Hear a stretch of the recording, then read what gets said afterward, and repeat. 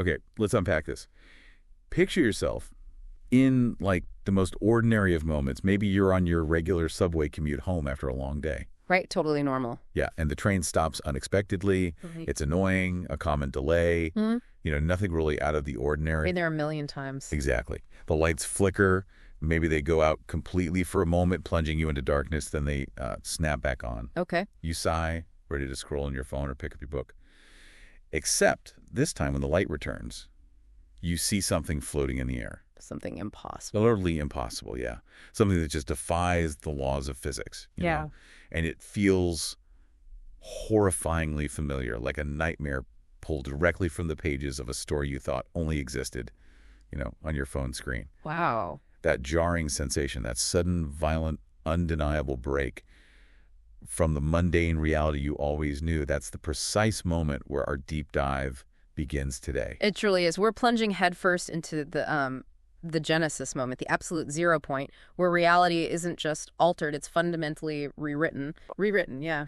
And we're drawing meticulously from the initial events laid out in Omniscient Reader's Viewpoint, specifically the opening moments of the first scenario. The very beginning. Think of this as analyzing the Big Bang of this particular universe. It's where the fundamental rules are inverted, where value gets redefined in the most brutal ways, and where the line between fiction and terrifying reality, it doesn't just blur, it dissolves completely. Exactly. So, our mission today is to meticulously dissect this moment. We're going to look at it frame by frame, word by word, analyzing the subtle and not so subtle clues. Nail it down. What exactly unfolds in those first terrifying minutes? What new, brutal rules are instantly and violently enforced? What is this bizarre creature, this Dokkaebi, and what is its shocking appearance signal?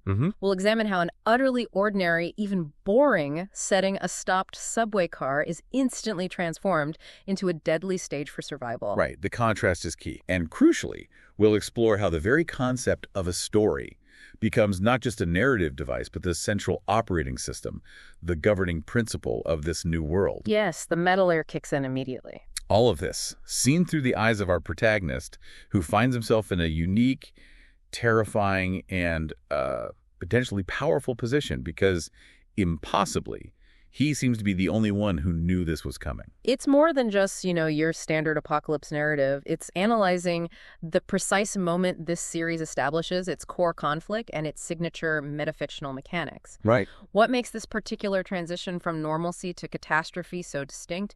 Why is it different from, say, a zombie outbreak or a natural disaster? Good question. The answer lies squarely in these opening pages, right here in this stopped train car, where the very fabric of existence is revealed to be, well, something else entirely. Let's ground ourselves first, right, in that setting. Yeah. The source describes it precisely. Car 3807 of a stopped subway train. Initially, it's just a dark room. The banality is key here. That's it. It's a universal, deeply relatable experience. A train delay. You've been there, right?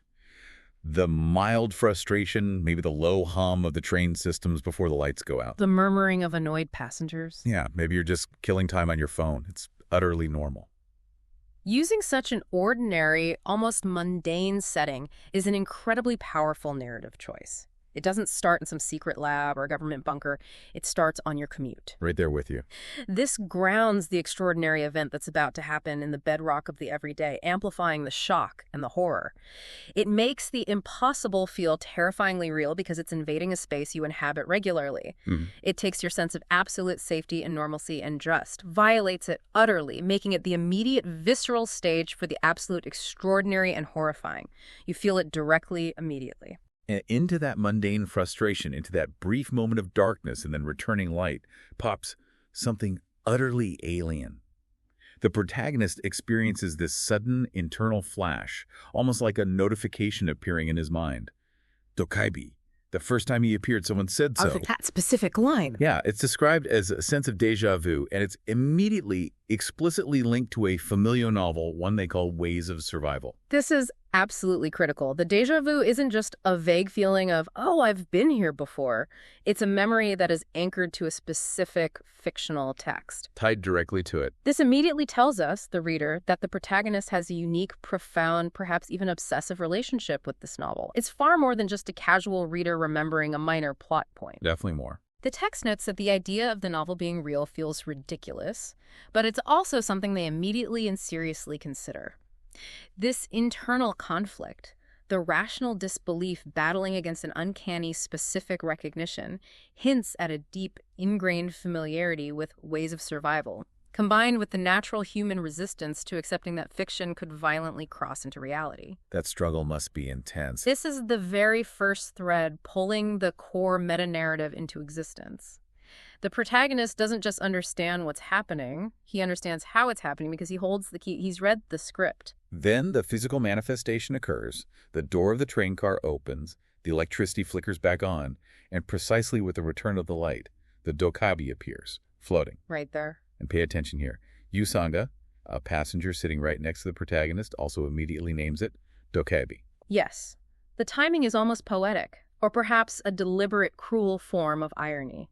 Light returns, banishing the physical darkness, and yet it coincides with the appearance of a creature associated with myth, with the unknown, and in this new reality, with chaos and death. That's a great point, the irony.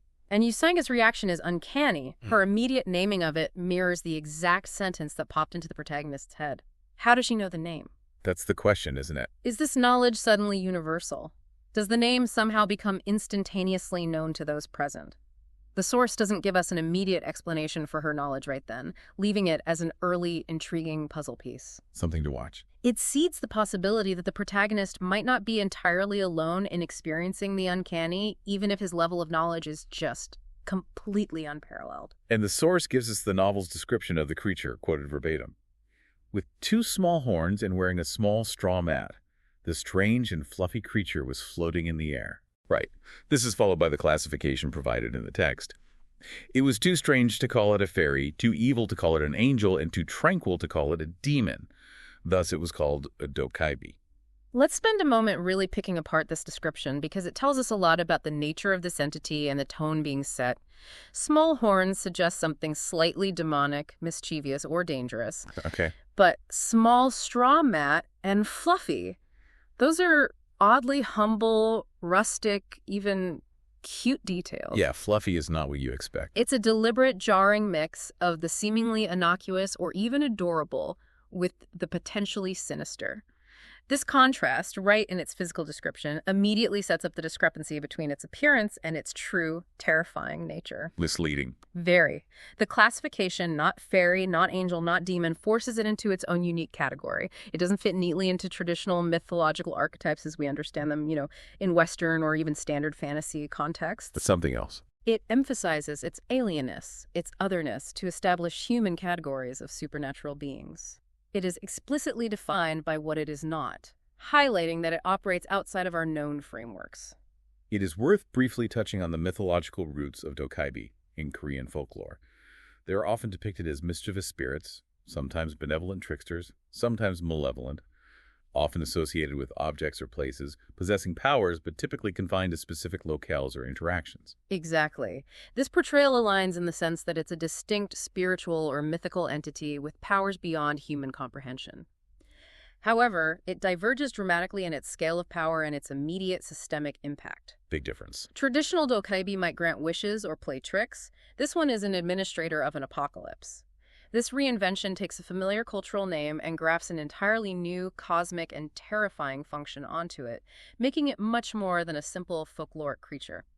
It's a symbol of a new, imposing order. And the protagonist feels this clash between the familiar name and the terrifying reality directly.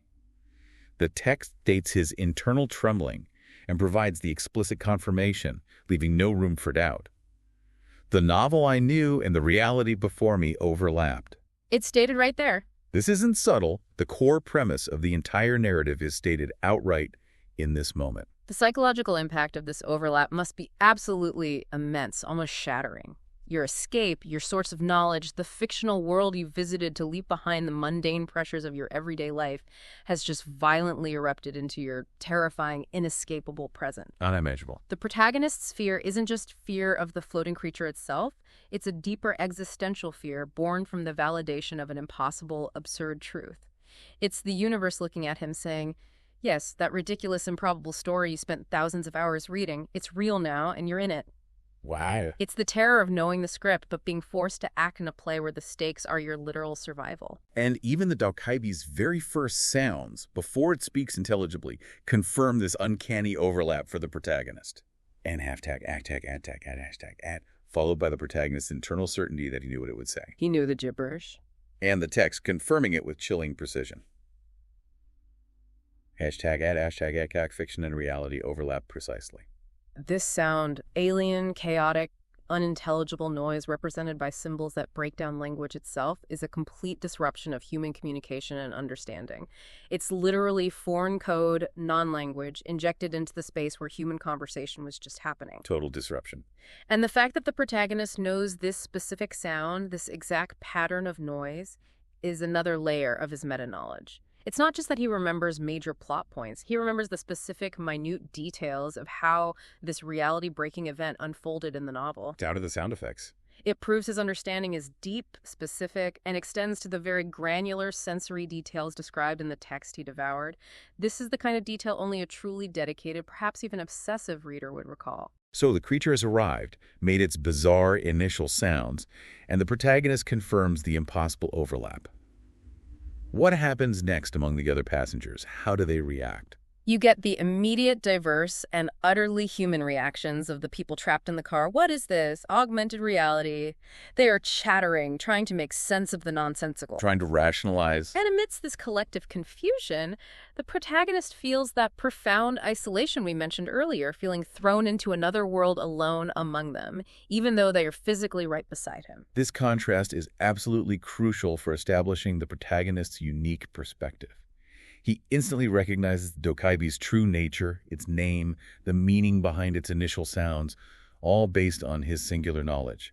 The others, A scramble. they desperately scramble to fit this impossible phenomenon into their existing frames of reference, the comfortable, understandable categories of their old reality. AR, a movie shoot, a prank. Anything familiar? They're trying to use the language and logic of the world that just ended to describe something that fundamentally, violently breaks all of those rules. This immediately isolates the protagonist, not physically, but intellectually and existentially. Yeah.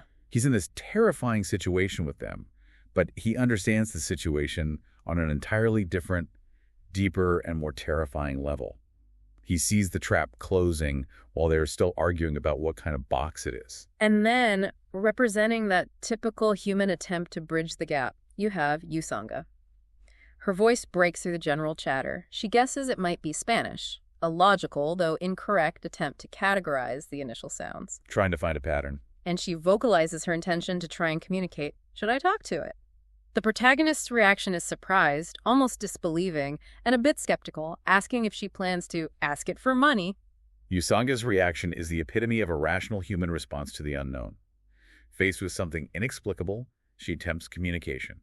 She tries to apply logic from the old world. Maybe there's a language barrier. Right, maybe this is a being that can be reasoned with or appeased, even with something as basic as offering money, which is, a universal lubricant in human society. She's trying to find common ground where none exists. The protagonist's surprised reaction, and particularly his skeptical question, will you ask it for money, serve a crucial foreshadowing role. They immediately highlight how utterly irrelevant money and conventional human interactions, the very tools of the old world, are about to become in this new reality. He knows. He knows money won't work. He knows the rules are different. And then we get that amazing, jarring detail that cements the systematic nature of this invasion. The sudden, clear shift to understandable Korean. The Dokkaebi speaks. Does this sound good? I had a hard time because the Korean patch didn't work. Everyone, can you hear my words? The Korean patch. And the text notes the immediate effect. The passengers' expressions relax when they hear a familiar language. That line about the Korean patch didn't work is just, it's not mythical language. It doesn't sound like magic or divine intervention. It sounds like software, like a game update failed to install correctly and fixed a bug. Exactly. It's chilling in its technical banality. It immediately suggests that the Dokkaebi is operating not just as a magical creature, but within a system, a systematic, structured framework that requires language patches for different regions or languages. Like localization files. Right. It injects a deeply technological, perhaps even gaming or simulation layer into this scenario, blurring the lines between fantasy, myth, in something akin to a cosmic operating system or a massively multiplayer online game made real. It's a wild blend. And the relief of the passengers relaxing simply because they hear a familiar language highlights the deep psychological comfort humans find in the familiar, even when the speaker is an impossible floating creature who just arrived through a train door and spoke gibberish moments before. It's a brief return to comfort before the true terror sets in. Exactly. Okay, let's pause for our first micro recap here.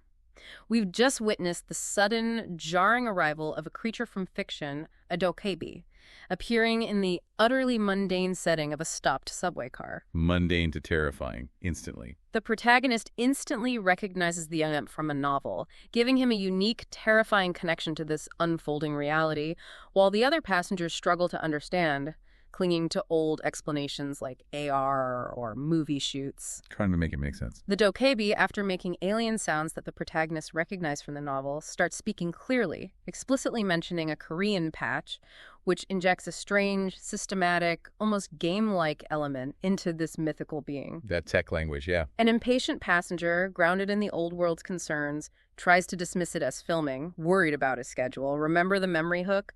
Dokkaebi déjà vu, that uncanny sense of knowing something that shouldn't be possible. Got it. Dokkaebi déjà vu. The very rules of reality are shifting, but the demands and self-importance of the old world haven't caught up yet. Imagine that floating Dokkaebi, fluffy yet menacing, against the backdrop of dirty subway ads. That's the visual. Okay, the Dokkaebi has established clear communication, albeit after some bizarre system-like glitches. It has the attention of the survivors. Who is the very first person to directly challenge this new reality, to assert the rules of the old world?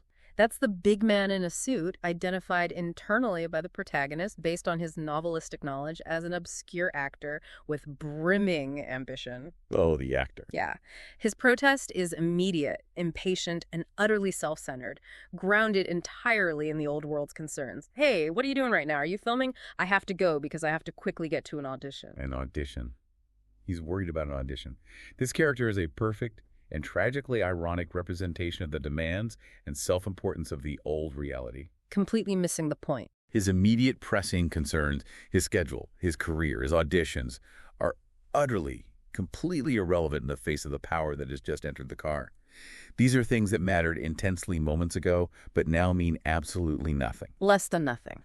His focus on filming reinforces the movie or AR misconception shared by many passengers, showing how desperately they are clinging to explain this with known concepts. The detail about his brimming ambition adds a layer of pathos and tragic irony. His drive and aspirations in the old world are exactly what make him the first fatal example of its irrelevance. And the Dokkaebi's response to this specific challenge is incredibly telling, a mixture of mock amusement and chilling intent, followed by its explanation, twisting the actor's words. Auditions, that's right. This is also an audition. Ha, there was a shortage of data. I just entered when it was monetized at 7 p.m. It mocks the actor, turning his professional term on its head. Yes, it's an audition, but not the kind he understands. It's an audition for survival, for worthiness in this new system. Right. A very different kind of audition. The mention of shortage of data, again, points to this being part of a structured, potentially artificial or systemic event that requires information or inputs. And that phrase, monetized at 7 p.m., that is arguably the most chilling detail of all in this exchange. Monetize isn't just a bizarre word choice. It implies that this reality, this unfolding scenario, is being given a monetary value, or perhaps a value that can be exchanged like currency, possibly for an audience. An audience. It suggests that an economy is being attached to existence itself, that the struggles, the survival, the very lives of the humans present are being converted into some form of value. This isn't just happening. It's happening for someone or something somewhere, and value is being extracted from it. Oh, that's dark. It reframes the entire event from a random disaster into a purposeful, structured system where human suffering and struggle become the product. The unrest among the passengers escalates further. They start shouting things that reveal their desperate attempts to reassert control using the framework of the old world. What? Quickly get off the train. Somebody call the captain. Calling for the old authority figures. What are they doing without the cooperation of the citizens? Mother, what is that? A cartoon. These reactions are the final, futile gasps of the old world's logic and social contract. Calls for authority. Captain. captain, the highest figure on the train, the symbol of safety and control in the old order. Yeah, the person in charge. Demands for social norms and collective action, cooperation of the citizens, denial and infantilization, a cartoon, reducing the terrifying reality to something easily dismissed. They're trying every mechanism they have, every rule and figure of authority they understand. One thing to know. To make sense of and control a situation where those rules no longer apply, and that authority is utterly powerless. They are applying tools that no longer exist to a problem created by a power that exists outside of their old framework. Their attempts are not just futile, they are dangerous. And the protagonist, armed with his foresight, knows this. The text explicitly states his internal confirmation. There was no doubt about it. This was the development I knew. He knew it was coming.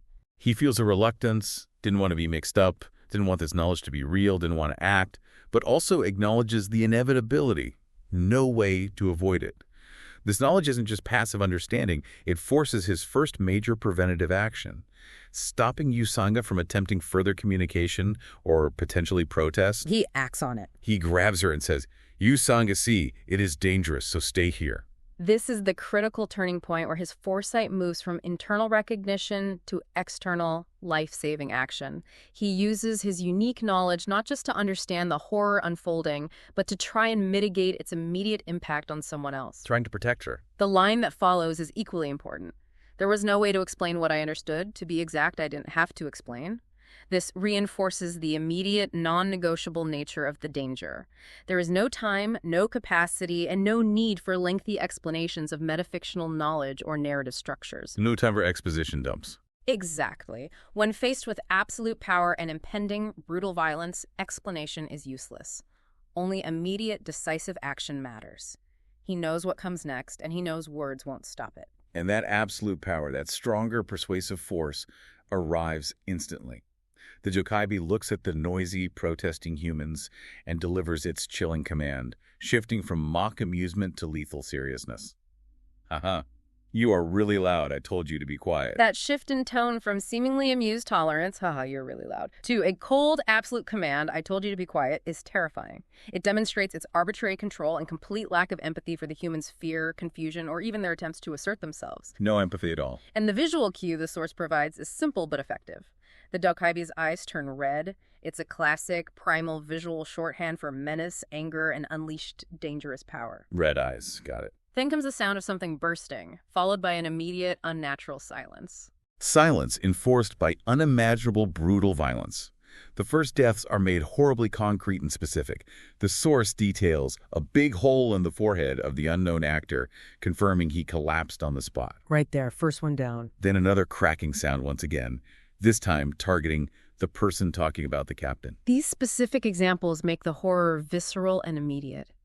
The actor who embodied defiance, who couldn't let go of his old-world schedule and self-importance, is the first casualty, a swift, brutal lesson in the new rules. Lesson learned.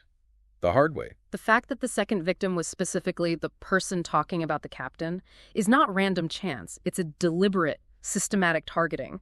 The Dokkaebi is eliminating anyone who invokes the old world's authority figures or tries to cling to its structures. Sending a clear message. This violence isn't random, chaotic destruction. It's didactic, it's purposeful. It's teaching a horrifying, bloody lesson.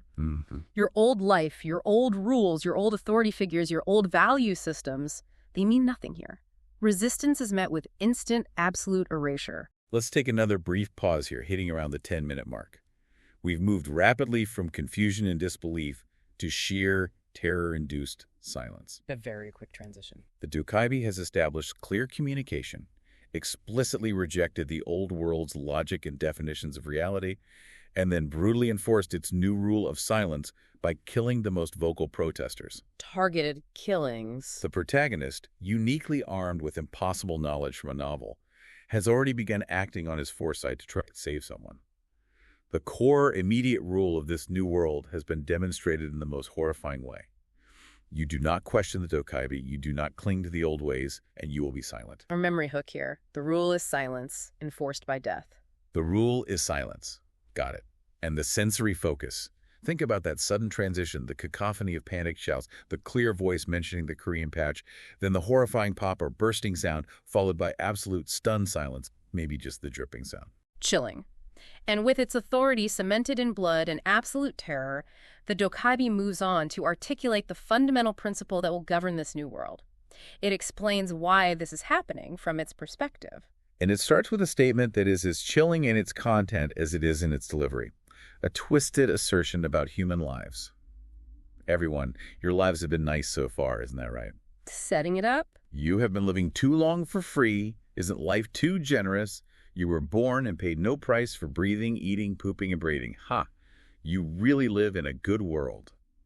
The source even mentions a brief, poignant interaction with an elderly grandmother during this monologue. This is an incredibly powerful, fundamental thematic challenge thrown directly at the human condition. The Dokkaebi asserts that basic existence itself, the mere act of living, breathing, performing biological functions, has been without cost in the old world. And therefore, from its perspective, it was inherently without value. It lists these incredibly basic, fundamental biological necessities, breathing, eating, excreting, reproducing, to highlight how completely taken for granted life is in the old reality. Things you never think about paying for. This immediately sets up the idea that in the new reality, everything will have a price, everything will require a demonstration of proof of value. The Dokkaebi's tone here, mocking, almost envious, certainly condescending, adds layers to its character. It sees human life as a spoiled, privileged existence that hasn't paid its cosmic dues. Like it's jealous, almost. Maybe, or just contemptuous. The brief moment with the grandmother, likely showing her vulnerability or confusion, adds a specific layer of human frailty to this abstract, cruel, cosmic judgment. The text itself provides a direct counterargument to the Dokkaebi's assertion. A quiet internal voice stating the simple truth of the human experience. Free. No one in the subway lived for free. The people strived to make money in order to survive, and they rode the subway on the way home from work. Which, from our perspective, is absolutely true. Humans do pay a price for their existence, in labor, in effort, in navigating complex social and economic systems, in time and energy spent just to survive. They work, they commute, they struggle. They pay constantly. But the crucial, chilling point is made immediately after this counter-argument is voiced. Yet at this moment, no one disputed the Dokkaebi's words. Silence again. This single sentence perfectly encapsulates the new power dynamics established by the preceding bloodbath. Terror has silenced even the most fundamental disagreement with the Dokkaebi's twisted alien logic. Their silence isn't agreement, it's absolute terror-induced subjugation. They might think that it's wrong, but they dare not voice it. The Dokkaebi then makes the new governing rule of this reality explicitly clear. But now the good days are over. How long can you continue living for free? If you want to enjoy happiness, it is common sense to pay a price, isn't that right? This is it. This is the core principle underpinning the entire scenario system, the entire new structure of this world. Survival, mere existence, any semblance of well-being or happiness, which in this context seems to mean simply not dying, will now require a transaction, a payment, a demonstration of worth or value within the Dokkaebi's newly imposed system. Prove your worth. The age of simply existing because you were born is over. Now you must constantly prove your right to exist, and you must pay for it. And who steps up to offer payment first? Who embodies the old world's solution to all problems? Department head Han Myung-go. Ah, yes, Han Myung-go. The source provides details about him from the finance team, describes the typical parachute, the number one person newcomers avoided, with rumors of being an affiliate leader's son. Han Myung-go is the quintessential character representing the old world's ultimate value system: money, status, and connections. He's the corporate man, the privileged executive who truly believes that wealth and influence, monetary transactions, and social standing can fix any problem, can buy him out of any situation. Money solves everything, right? That's his worldview. His action carefully raising his hand, respectfully asking, "Do you want money?" Offering checks, pulling out a business card shows his absolute unwavering reliance on the old system of influence and transaction. He can't conceive of a problem that a large sum of money can't solve. And what's fascinating is that the people around him, despite the horror they just witnessed, They cheer him on. they actually cheer him on, seeing him as a savior. Which heartbreakingly underscores how deeply ingrained the belief in money as ultimate power was in their old reality. Even after witnessing the Dokkaebi's impossible power and brutality, their immediate, desperate hope is projected onto the man who represents the peak of the old world's power structure, the wealthy executive with connections. Their last hope is the rich guy. I still believe money is the solution because that's all they knew. It's a tragic, misguided hope. The protagonist's recognition of him, placing him within a specific, relatable corporate context, typical parachute, adds a layer of dark comedy to his utterly naive, doomed attempt to bribe a cosmic entity with checks. But the Dokkaebi's reaction to this attempted bribe, this offering of the old world's ultimate value, is definitive, dismissive, and final. You are giving me money, it says. Almost curious. Then describes money itself in the most reductive terms. A plant fiber that many humans mutually agree on. Ouch. Plant fiber. It follows this with the absolute declaration, it only applies in your time and space. And then the visual confirmation. The burning of the checks. This is an absolutely pivotal moment. It's not just that money is rejected. Its very nature is exposed and its power utterly nullified.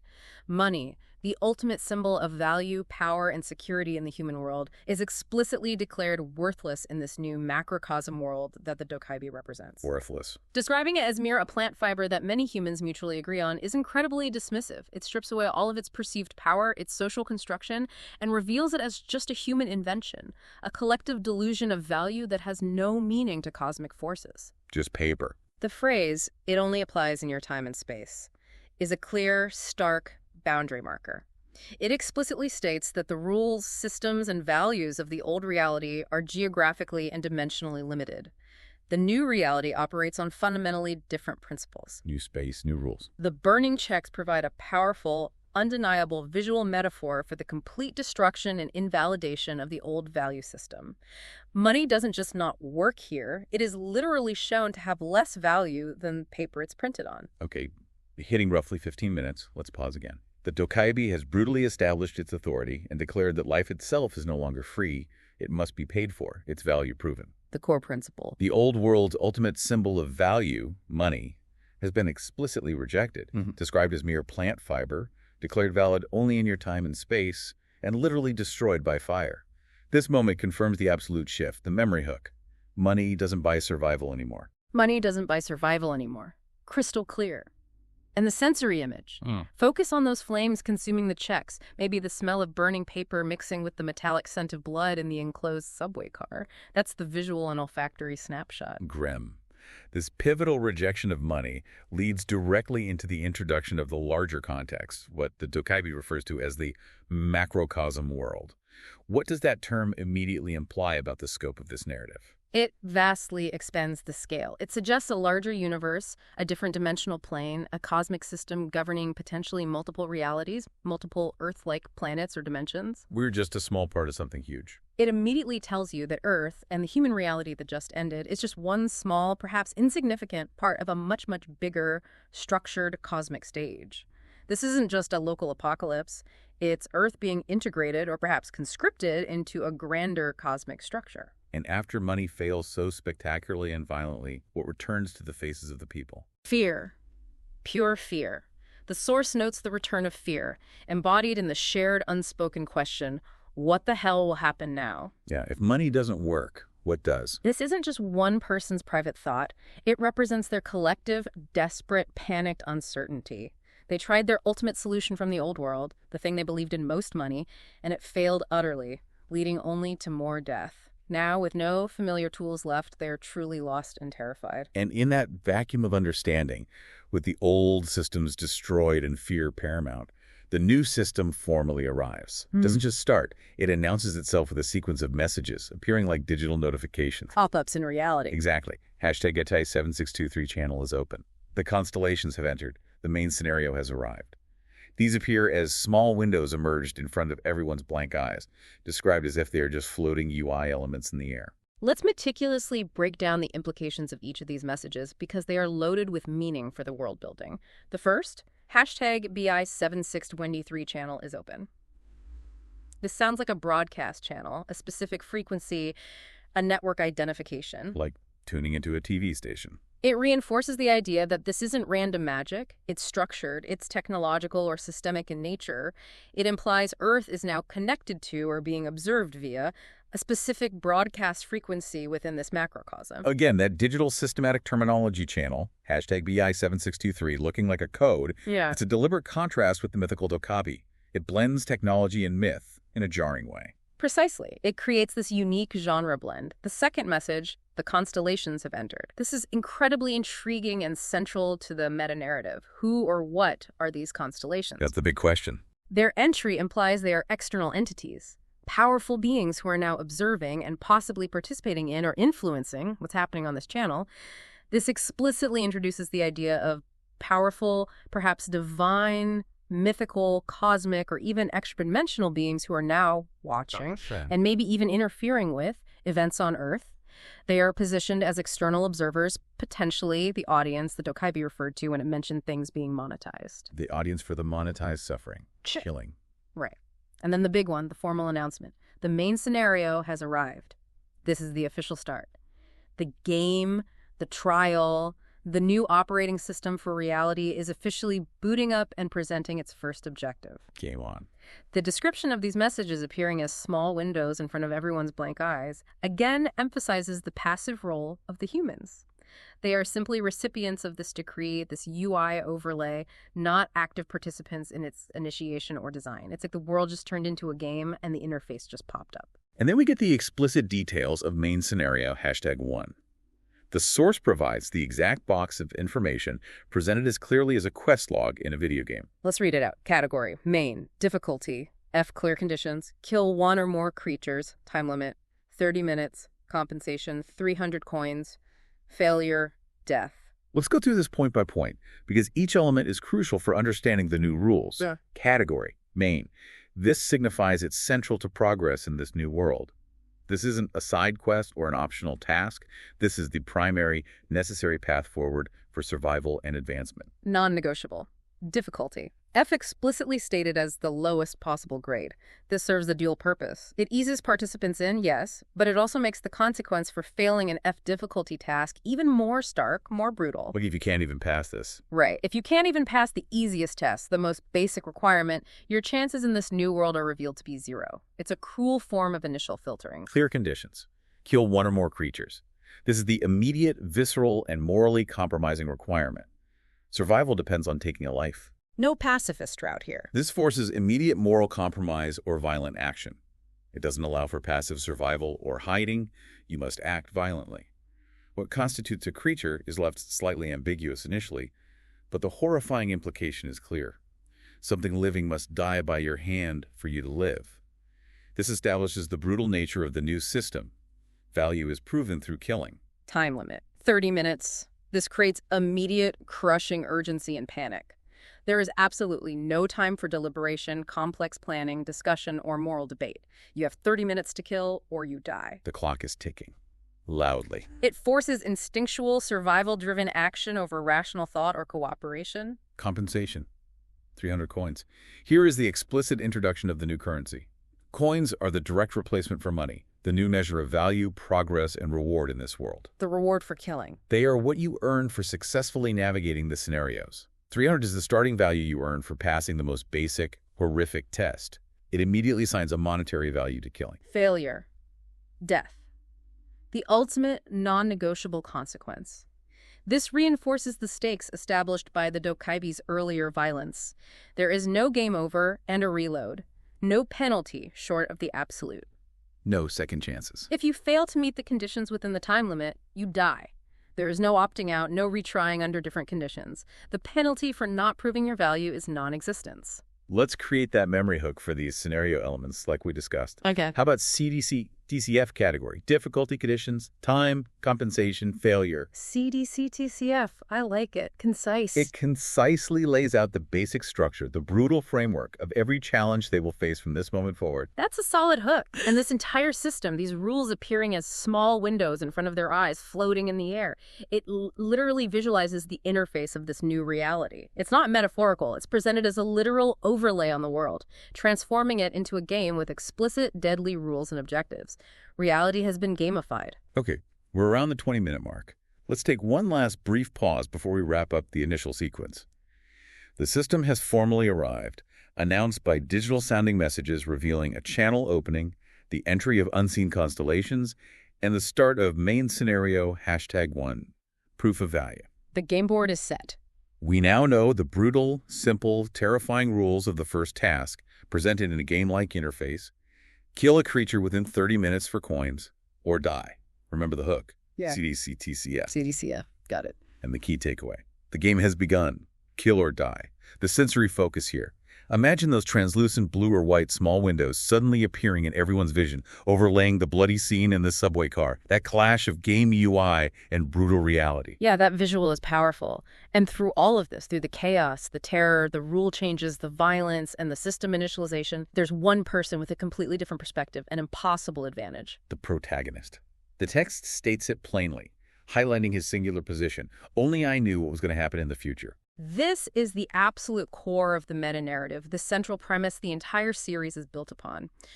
The protagonist isn't just another participant thrown blindly into the chaos. He possesses the literal script for the apocalypse. He's read the book. He's read the novel detailing exactly how this world operates, what the future holds, who the key players are, what the challenges will be, and how they can potentially be overcome. This knowledge grants him immense potential power. He can anticipate dangers, exploit loopholes, identify crucial opportunities and allies. That's a huge advantage. But it also carries an immense burden and profound loneliness. He is the only one who truly understands the horrifying truth of the situation, the only one who saw the signs, the only one who knows the unimaginable horrors that are likely coming. He has the ultimate cheat sheet, but he also carries the weight of knowing the tragedies written into the plot. That's a heavy weight. How does this knowledge shape his actions? How does it impact his relationships? How does it affect his mental state compared to everyone else's pure, uninformed terror? It sets him apart fundamentally. The Dokkaebi's final words in this excerpt, before it disappears, are absolutely crucial for cementing that metafictional layer and the concept of the constellations. It delivers this parting statement with a smile. Then good luck, everyone. Please show me an interesting story. With a smile. And with that, the Dokkaebi disappears. This final line, delivered with a smile after orchestrating a bloodbath and introducing a deadly game, completely transforms the context of the struggle. The Dokkaebi isn't just an administrator, a game master, or a monster. It is explicitly positioning itself, and potentially the constellations it serves, as an audience. We're the entertainment. The universe, or at least this part of it, has become a stage, and human survival, their struggle, their desperate choices, their triumphs and failures. This is the entertainment, the interesting story that powerful, unseen entities are watching and demanding. This fundamentally reframes the conflict. It's not just about surviving a random apocalypse. It's about performing for unseen, powerful viewers whose enjoyment dictates your very reality and potentially your survival.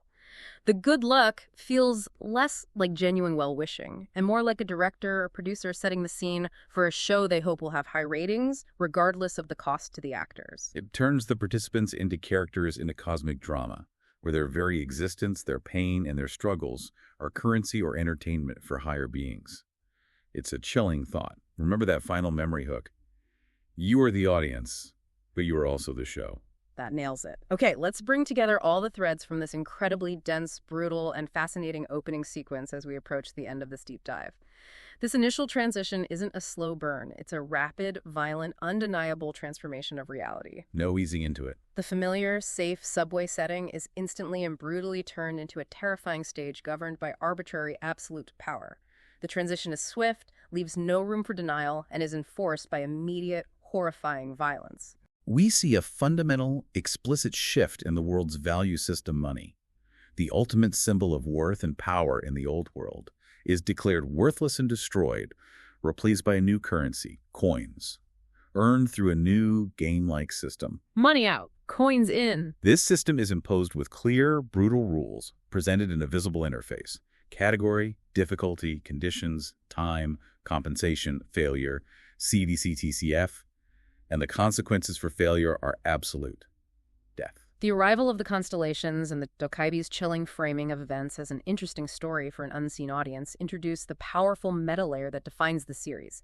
This isn't just an apocalypse. It's a curated, watched, potentially manipulated performance. The performance for cosmic beings. And at the very center of it all is a protagonist with impossible prior knowledge. The reader who knows the story, giving him a unique, terrifying, and potentially immensely powerful position to navigate this new reality in ways no one else can even dream of. The omniscient reader. He's read the script from beginning to end, but now he has to live it, make choices within it, and perhaps even try to change it. Okay, let's quickly bullet point those key facts one last time for everyone listening. Our flashcard list from this opening. Hit me. Stop subway train, car 3807. Protagonist knowledge from ways of survival. Dokkaebi's description. Small horns, straw mat, fluffy floating. Initial Dokkaebi speech. An hashtag at The gibberish. the Korean patch detail. Immediate targets of violence. Protesters, screamers, actor, Captain Talker. Dokkaebi declares, this isn't the reality that you know. New rules. Dokkaebi's claim. Humans live for free, must pay a price. Han Myung-go, department head, tries to bribe with money. Money is just plant fiber, only applies in your time and space. Worthless. Concept of the macrocosm world. Checks burned. System messages. Hashtag BI7623 channel is open. The constellations have entered. The main scenario has arrived. The UI appears. Main scenario, hashtag 1. Proof of value. Difficulty, F condition. Kill one or more creatures. Time limit, 30 minutes. A compensation, 300 coins. Failure, death. Only do CTF. And the Dokkaebi's closing. Please show me an interesting story. Perfect recap. Now, based only on these events and details described in the source, let's pose a few questions for you, the listener, to consider.